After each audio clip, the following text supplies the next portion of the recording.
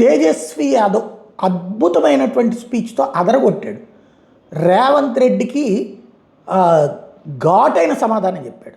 నేను నిన్ననే ఏంటి రేవంత్ రెడ్డి అడిగేది ఏంది, జిఎస్డిపి ఆధారంగా అంటే కనుక అప్పుడు మహారాష్ట్ర, గుజరాత్ అట్లాంటి వాళ్ళకి నెంబర్ 1 వస్తుంది, ధనం ఆధారంగా ఎవడన్నా ఇస్తాడా అన్నది అదే అడిగాడు వాళ్ళు.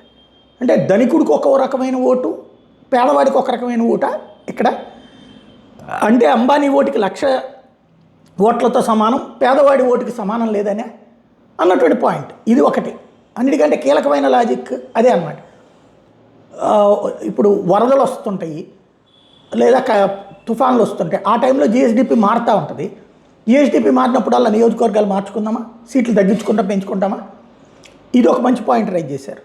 అసలు ప్రపంచంలో ఎవడో కూడా జిఎస్డిపి ఆధారంగా అంటేనే మన రాజ్యాంగానికే విరుద్ధం అది. ఇప్పుడు అంబానీ ఓటుకి ఎంత హక్కు ఉందో, ఓటుకి ఎంత విలువ ఉందో, అప్పారావు గారి ఓటుకి అంతే విలువ ఉంటుంది. అది ఈ దేశ ప్రజాస్వామ్యం. అంతే తప్పించి అంబానీ వేస్తే ఓటుకి ₹1,00,000 పేదోడు ఓటేస్తే కనుక 10 పైసలు అనేటటువంటిది లేదు. అదే రాజ్యాంగ స్ఫూర్తి.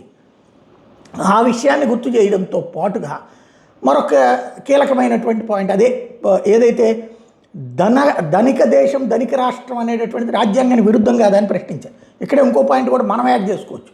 ఏంటి అంటే ఇప్పుడు తెలంగాణ రేపు పొద్దున అసెంబ్లీ నియోజకవర్గాల పునర్విభజన కూడా జరగాలి. ఎప్పుడో చేయాలి, కాంగ్రెస్ పార్టీ చేయకుండానే ఆ రోజున విభజన చట్టం తీసుకొచ్చింది. ఆ తర్వాతన జరిగిన పరిణామాలు చూసాం. ఇప్పుడు ఈ జిఎస్డిపి ఆధారంగా తెలంగాణలో ఈయన కోరిక మేరకు ఈయన అనుకున్నట్టు జరిగితే హైదరాబాద్కు ఒక 70-80 ఎమ్మెల్యే స్థానాలు వస్తాయి, ఆదిలాబాద్కి ఒక 5, 2, 3 వస్తాయి, అలాగే నల్గొండ ఇట్లాంటి వాటికి సగం సీట్లు తగ్గించాలి. ఆ సీట్లను హైదరాబాద్కి ఇవ్వాలి. ఎందుకంటే జిఎస్డిపి హైయెస్ట్ అక్కడ మాత్రమే ఉంది, హైదరాబాద్లో మాత్రమే ఉంది. అట్లా చేస్తాడా? అసలు ఎవడైనా కాంగ్రెస్ పార్టీ తరపున ముఖ్యమంత్రి ఈ ముక్క మాట్లాడచ్చునా? ఏదో స్వతంత్రం మేమే తెచ్చాం, పేదరికం సంబంధించి మేమే. ఒరిజినల్గా అదే చేసింది.